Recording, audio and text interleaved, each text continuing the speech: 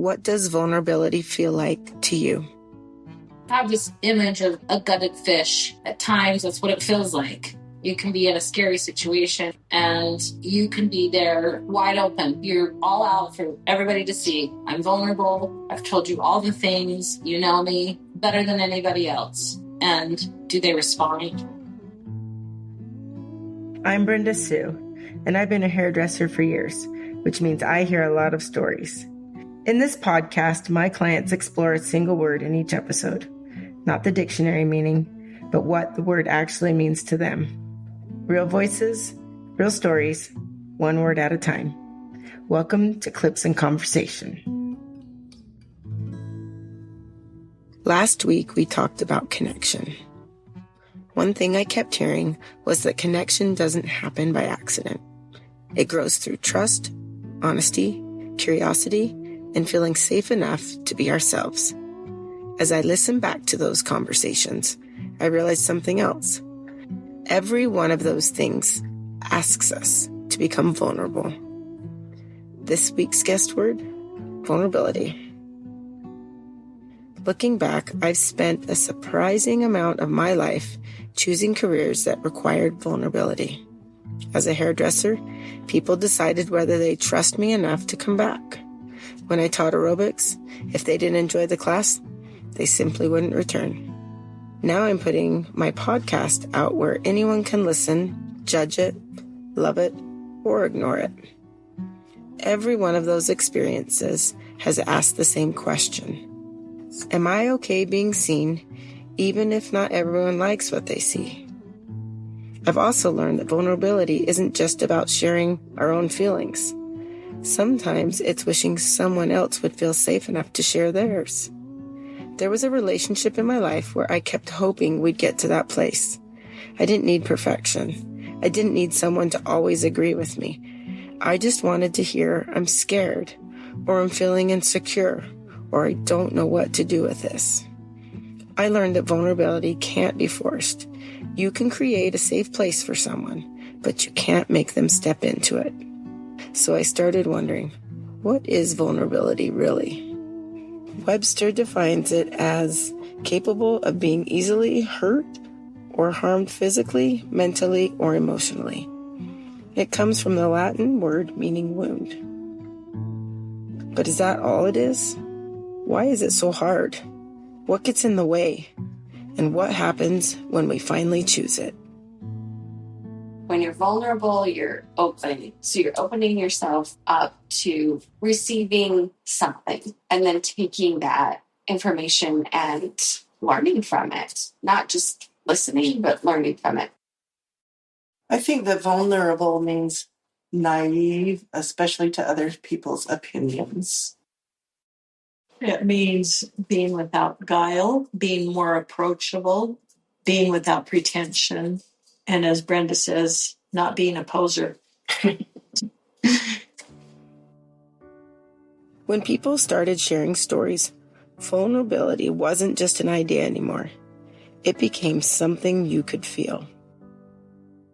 Vulnerable to me is when your feelings and emotions are on the surface, which is really good because then you're more apt to open up and talk about your emotions and feelings with others. And process it rather than stuffing it further down. Right. So in the end, it makes you stronger. Mm-hmm. Yeah. Not weak, stronger.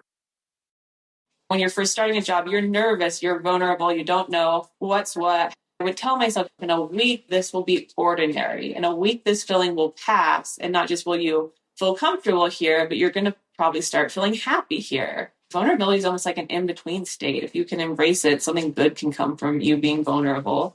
I think you have to be vulnerable to get to a certain level of intimacy. Right. But at a certain point, when you want to go farther, even in friendships, you have to be like, sometimes I feel this way because this has happened. And that's very vulnerable. I feel like when I say the word vulnerable, I almost feel it in my heart. Mm-hmm. Where it's like... Is it heavy? It's almost like tingly, like all my nerves are at the surface in my heart because you're opening your heart in a way, right? Yeah. Like you're not closing. You're not closing. I'm opening my heart and telling you something that's raw. And, this is a vulnerable moment where I tell you something I'm not going to tell everyone. Yeah. What I'm funny to you saying the word vulnerable, my little heart's like pitter patter. I'm being vulnerable, talking about the word vulnerable. The process is working, Brenda. Good. I think vulnerable is when I don't know what's going to happen next. Mm-hmm. I like to have everything in order and in control. And if I don't know, then I'm very vulnerable. If I don't have my lesson plans set out, I feel vulnerable. Mm-hmm. And with life, if I don't have everything organized and in control, I feel vulnerable. Everyone has it, and it's really a lack of control over what you're feeling. Mm-hmm. And so, like when I go to the doctor, like I've been doing, you have to trust them. You feel very vulnerable that he's making the right choice. Right. And in situations where people feel like you're not listened to or being heard, yeah, my in-laws were, you felt invisible when you were there. They would just treat you like you weren't a person, unless they needed something. It was different. Right. Oh. I'm more vulnerable, period, since I've had this stroke. There just aren't things I can do. And it's scary sometimes, if I start to fall or something, because it hurts. Vulnerability can bring up all kinds of emotions, some hopeful, some uncomfortable. So what gets in the way of letting ourselves be vulnerable? To me, vulnerability would mean show of weakness, sign of weakness, making yourself exposed. We all have that vulnerability. And when you are that, people see something in you that you don't want them to see. For me, if my needs are not getting met in the relationship and I have to be even more vulnerable To ask for it while I'm in such desperation, it feels almost like an insult. And I fight that vulnerability in those moments because then I want to protect myself. When I think of the word vulnerability, but one of the ones that comes to my mind is actually sadness. The reason why is because I feel like that many people do not feel vulnerable naturally, but they're made to feel vulnerable by the influences or actions or choices of people around them. And then they absorb that vulnerability onto themselves as if it's comes natural to them, or as they're vulnerable as is some kind of a weakness that they have, when in fact there's nothing wrong with them. And so they come to believe that they're vulnerable, and that's some kind of a weakness, when really they're not vulnerable at all. They've just been injured or hurt by the actions of others. I think about everything in terms of life after 2020. So this is how I'm going to relate to it. It's like we all became super closed off because we spent so much time alone. And even though we're still like with other people, I don't think anyone's opened up since then emotionally. So I think being vulnerable is exposing yourself emotionally to others. And then eventually you'll expose your thoughts, intelligence and stuff along the way. Mm-hmm. So it's just like being comfortable with others and allowing yourself to expose things that you wouldn't think of sharing in the pursuit of developing relationships with them. Being vulnerable to me is a trust issue. It takes me a while to trust somebody, to be vulnerable enough to open up. Having comfort with somebody is huge. If I don't trust them, I'm not going to be vulnerable. I'm not going to have a sense of comfort with that person, and I'm not going to be willing to open up. Mm-hmm. I found that with people asking about my scars in life, if I'm not feeling that comfortable vibe from that other person, or if I haven't known them a while, I won't share a lot of details. I'll be very vague with them. I know of a person that had a relationship and was so worried about being hurt again, she would not get into a second relationship. And so she is very lonely. And I think she's vulnerable to the fact that she doesn't want to ever go through that again. And so she won't put herself out there. And sometimes you're protecting yourself, but then you don't know what you're missing either. Yes. Vulnerability is more of like a negative thing in my mind, just based on past traumas. Being vulnerable means having to let someone in with all the walls I have built up. Mm-hmm. So I really have to open myself and let someone in and try to trust them when I really have trust issues. So vulnerability is like a hard thing for me for sure. But then I met my current boyfriend and something just felt comfortable. And over like the 4 years, like of course you opened up to each other and really got to know more of each other. So it's nice to have that connection, but it also feels like in a way if this relationship doesn't work out, I just wasted like all of that for nothing. But you learned a lot. I did learn a lot. Right. So it just depends on the person. Being vulnerable to me is when someone else is in control and I'm not. Is it a trigger for you, or is it just shifts? It's not it's just an uncomfortable feeling because you're allowing someone else to direct or guide and Be in control. be in control. And you have to just go with it. Mm-hmm. And sometimes it works out great and you like it, and sometimes it doesn't, and you learn a lesson. When you share your deep feelings with someone and you hope that they reciprocate that back with you, and you just take the risk. Sometimes it works out, sometimes it doesn't. Yep, it's an opportunity. Yeah, and you hope to get closer with them. The more conversations I had, the more I realized vulnerability has two sides. It can be painful, and that it can be one of the best things we ever choose. To me, it means susceptible. Susceptible to negative things, positive things? I think both. The negative sides of this, both words could be that being taken advantage of. It also makes you more open to people and doing things.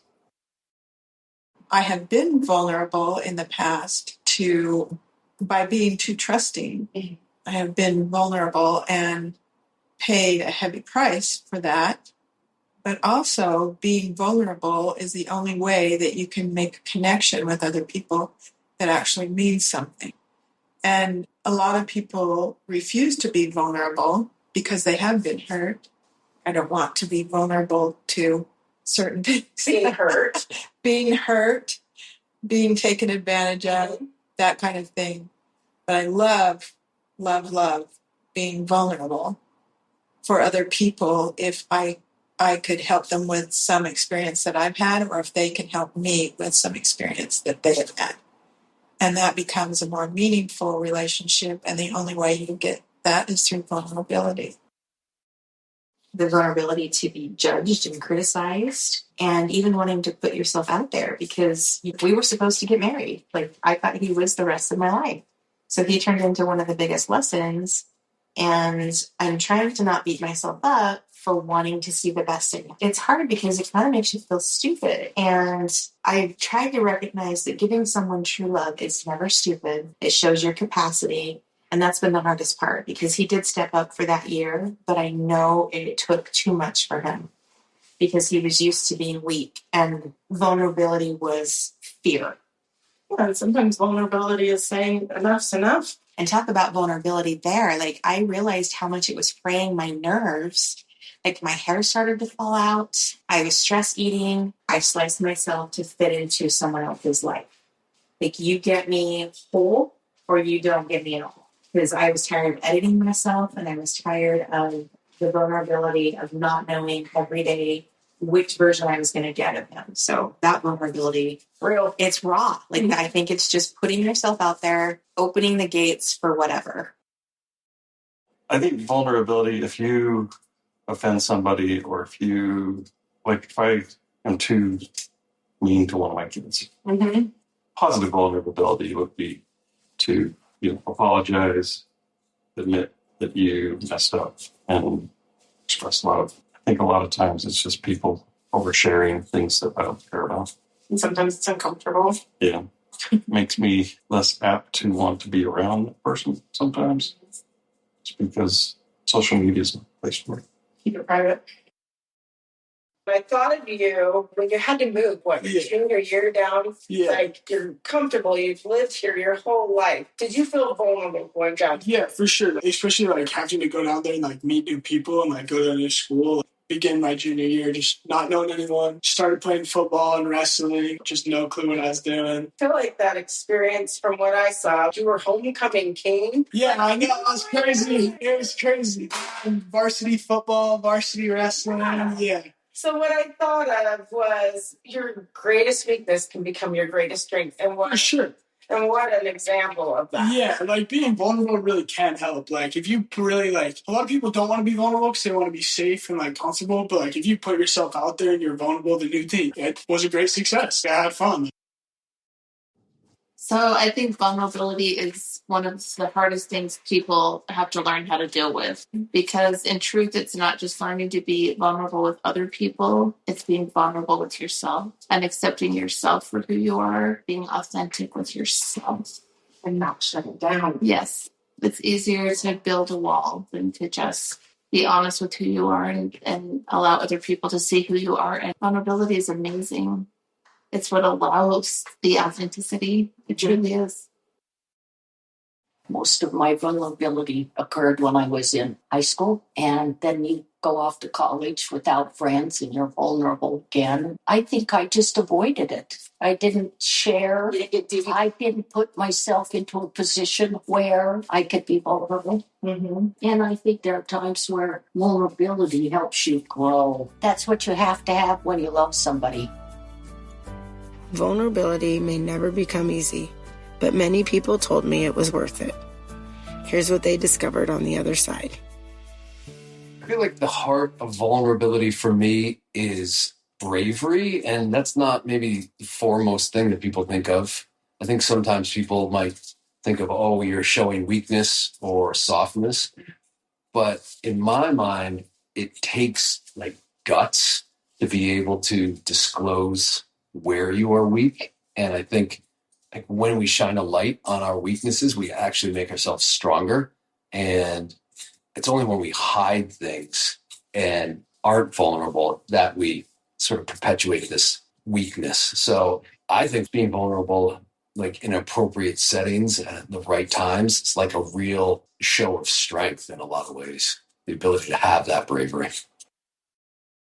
If someone can't be authentic and vulnerable, I just am not interested in them as a person that's important to me. And I don't think you can be close without vulnerability. I don't think you can be as important to a person as you can be if you're not vulnerable. I just don't have time for small talk. I feel like coming to you to get my haircut is actually part of that circle of vulnerability and authenticity that's important to me. But I feel like you understand some certain things, and that's why I keep coming back. It feels good to be real. It sure does. I'm not close with my parents because they are not able to be vulnerable. They are not able to be authentic. They cannot meet me in a vulnerable space. All they can do is ask me about my job, my daughters, the weather, small talk. And I just have no time for it. And so I want people that are vulnerable.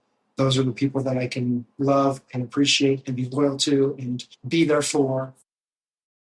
I think some vulnerability is being able to admit when you're wrong, to share your experiences, share the things that you're afraid of, become self-aware and say, you know what, I got to swallow my pride and be vulnerable and tell you that I'm wrong if I hurt somebody. And if we could get used to that feeling of it being uncomfortable, we could get more used to it. And that's the ticket, is feeling uncomfortable. Mm-hmm. See, I feel really, really anxious and uncomfortable being in front of this mirror. Mm-hmm. But that is really symbolic for vulnerability. A mirror? It is. A mirror. Yes, absolutely. Just seeing all that's there. Because I think that you can hide from yourself. You can hide from yourself. And I think we do. Mm-hmm. Even though we're hard on ourselves and we pick at ourselves and everything, we're not completely honest with ourselves when we might be wrong. Don't want to be. No, we don't want to be. Vulnerability is a gift we give someone. It opens up communication and empathy and compassion and understanding. It allows us to take steps we maybe have not taken before, opens up the ability for us to make improvement in our lives, whether we're vulnerable with friends or family or with God.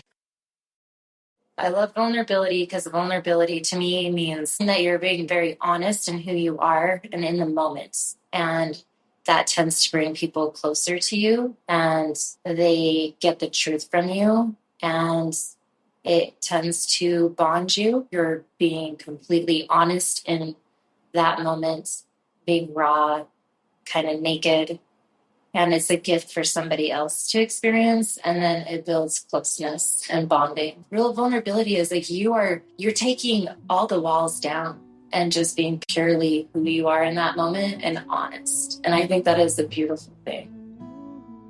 After listening to everyone, I don't think vulnerability is something we ever master.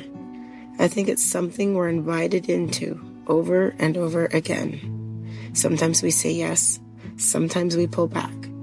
But every time we're willing to be a little more honest, a little more open, we give ourselves and someone else the chance to experience something real. Vulnerability asks us to open our hearts. But how do we stay open without giving too much of ourselves away? Next week, we'll explore that word, balance. Thank you for spending time with me. Stay curious, stay open, and keep the conversation going.